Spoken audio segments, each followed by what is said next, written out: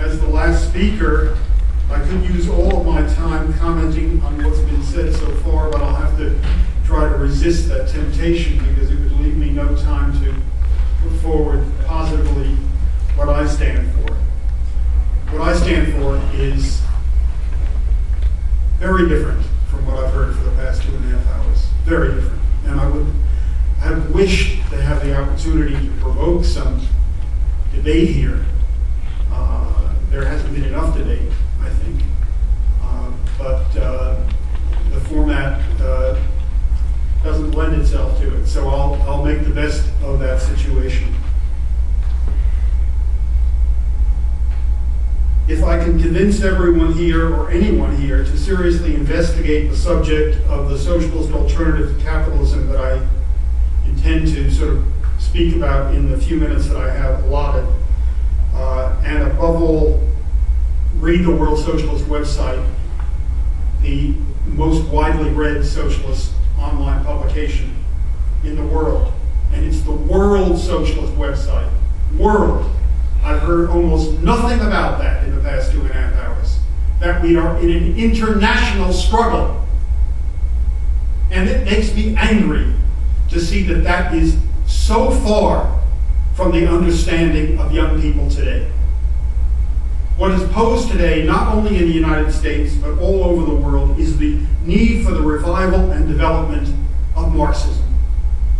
The application of the scientific method and concepts of a Marxist movement to a world which has been vastly transformed even in the last 30 years, let alone the period of about 150 years ago, during which Marx and Engels made their world-shaking discoveries. What is needed is a scientific analysis not only of the current economic, social, and political situation, but inseparably from that analysis, drawing the historical lessons of the struggle for socialism, particularly in the 20th century. We meet at a time of the greatest economic crisis in the lives of you or your parents, both. Of course, as has been said before, you've got to go back to the 1930s, and in some respects, the current crisis is greater than the one in the 1930s. The global crisis is characterized by a growing threat of war. In the past decade, also something that no one has seen fit to say anything about in today's presentations. Afghanistan, pardon me, there was a brief mention in the last presentation of the 1.3 billion victims. Afghanistan, Iraq, Libya just a few months ago. And now the beating the war drums against Iran. Throughout the world, the United States is increasingly and correctly regarded as an outlaw state, using its unprecedented military superiority in a desperate attempt to compensate for its declining economic power. That is the world in which we're living. Not these abstract, very abstract theorizing and play acting about different ideas and schemes and utopias.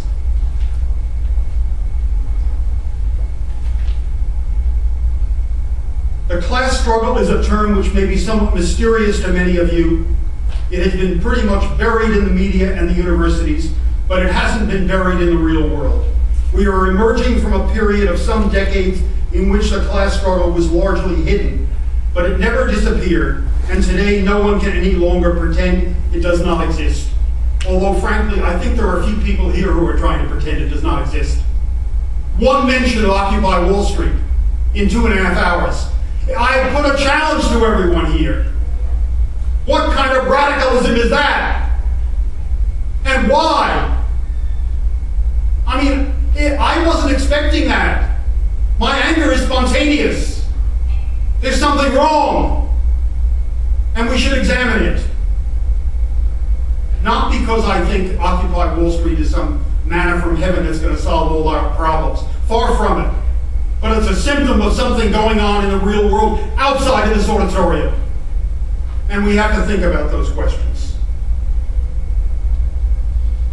Let me speak very briefly with the differences between revolutionary Marxism and the trends that are discussed in the program.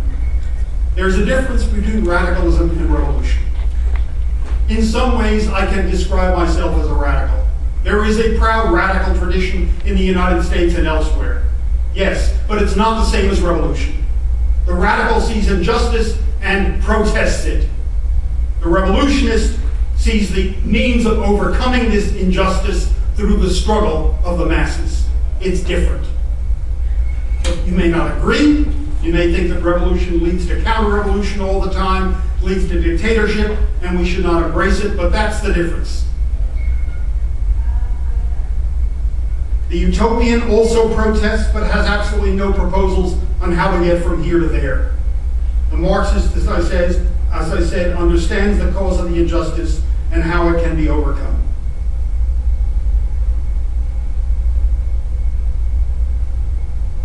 Today's global economic crisis, without parallel except for the 1930s, and even in some ways more of a global crisis than that one, is ushering in what can only be called a pre-revolutionary period. In the world, in 1848, there were revolutions simultaneously. I don't think it's an exaggeration to point to the 1,000 cities which saw protests on October 15th, this past October 15th as part of the Occupy movement. The ruling class can no longer rule in the old way, and the working class can no longer live in the old way. Those are the major ingredients of what a Marxist would call a pre-revolutionary situation. The contending classes increasingly find the status quo unacceptable and intolerable, but from, of course, very different standpoints. The ruling class prefers what socialists call bourgeois democracy to dictatorship. It prefers to rule in a democratic fashion. Why? First of all, it provides for the widest and freest debate within the ruling class itself on the best policies to defend its interests. But it also creates conditions of relative stability, convinces large sections of the working class that it has a stake in the system. What did Howard Schultz say last week? The CEO of Starbucks. We should be very concerned about social inequality because it's going to lead to struggle, to upheaval in this country. And he is, of course, a leading capitalist who's concerned about it. And he's not the only one. All of this has generally been the case for the past 50 or 60 years, but it wasn't the case before, that is, ruling in this democratic fashion. And it is increasingly becoming impossible today. As Floyd Norris pointed out in the New York Times a few days ago, he's one of their economics correspondents, the very idea that the Greek population should have the right to vote on austerity policies was completely unacceptable to the bankers and their spokesman in the European Union, the prime ministers, of course, of France and Germany and so forth. And they read the riot act of Papandreou, and the Greek prime minister announced within 24 hours that there would be no referendum. Working people can no longer live in the old way. For decades, and indeed for generations, the defenders of the status quo have declared that the vast majority of the population are apathetic and will never get involved in politics. How many times have you heard that? My concern is that most of you seem to agree with it, and I think it's totally wrong. It is true that most working people aren't involved most of the time. They're too busy worrying about the pressures of everyday life, and they don't see how political activity can improve their conditions. Here in the U.S., this has been reflected in the steadily declining voter participation of recent decades. If it is 50% overall for most elections, it is 20 to 25% in many of the poorest neighborhoods. A shocking indictment of the system in and of itself. Meanwhile, bread and circuses, as in the case of previous empires, are used to keep the masses quiet, even if they don't bother to vote. Voter abstention is not simply apathy, however. It contains a good dose of anger and disgust as well. What happens when the bread disappears? It's disappearing as we speak. Working people thought they had a social contract in the US, in Europe, and elsewhere in the developed world in particular. Jobs, education, healthcare, and other social services, and pensions. All of these are now being ripped up with no end in sight. This is what creates the conditions in which votes may be dangerous, as in Greece, in which, for instance, I don't know how many are aware of it. The Republican right is leading the way, but the Democrats are putting up very little resistance, as usual, to various attempts in states all over the country to institute photo IDs. So there'll be even less votes. They want 10% of the poor to vote. It's back to pre-1789 France. What has to happen for people to see that this is a situation full of revolutionary implications? Wake up! The war between the Republicans and Democrats over such issues as the debt limit this past summer reflects the insoluble crisis of the capitalist system. The bitter arguments mask, and to some extent are designed to mask, fundamental agreement between these parties that the so-called entitlement programs, Medicare, Social Security, and more must be smashed to smithereens because American capitalism is bankrupt. What are the differences between Obama and Boehner on that? There are none. None whatsoever. They only are maneuvering over who's going to take the fall, who's going to take the blame. Like in Greece, they're arguing what the opposition, right-wing opposition, wants to get into the government. So they're opposed to the same austerity policies on that ground, and only on that ground, that the counterparts in Europe are the ones who are imposing on the Greek population. So it's 95% posturing and maneuvers of that sort. All the old contradictions and unresolved questions, so to speak, left over from the 20th century are back with a vengeance today. Rapidly worsening social conditions, poverty, inequality, insecurity, the growing dangers of war and dictatorship, with the Obama administration following Bush with its policies of drone killings, targeted assassinations of U.S. citizens, war on numerous fronts, and so forth. Who would have thought in 2008 that would be the situation we're facing?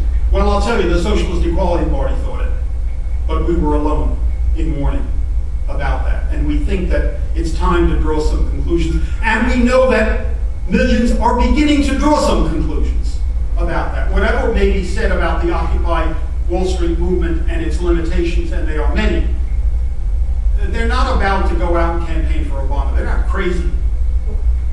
They're not going to do it again in 2012. Not the people who have been motivated in their some thousands, not yet millions, but thousands, to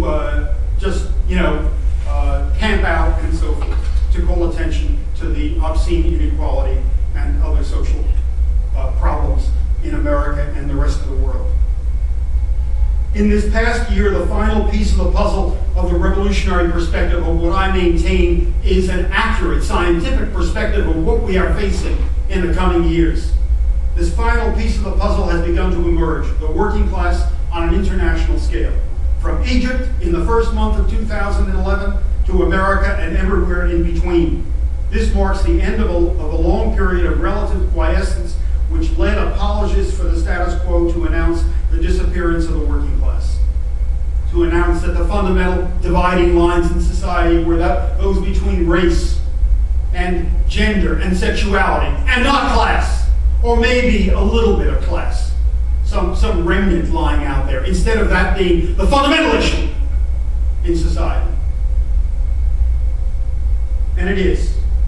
And this is the significance, I believe, of the Occupy Wall Street movement. Begun less than 2 months ago in New York, grew into a movement encompassing hundreds of cities worldwide and more than 1,000 simultaneous actions on October 15th. The response of the New York Times and other newspapers of record was to completely ignore this for the first week of its existence. Then, when they found that they could no longer ignore it, they tried to embrace it, and along with numerous Democratic politicians and union officials, portray it simply as the organizational expression of the opinions of the left wing of the establishment. People like Paul Krugman of the New York Times. Now, supposedly, Occupy Wall Street is really fighting for a little legislation in Washington that will tighten regulation.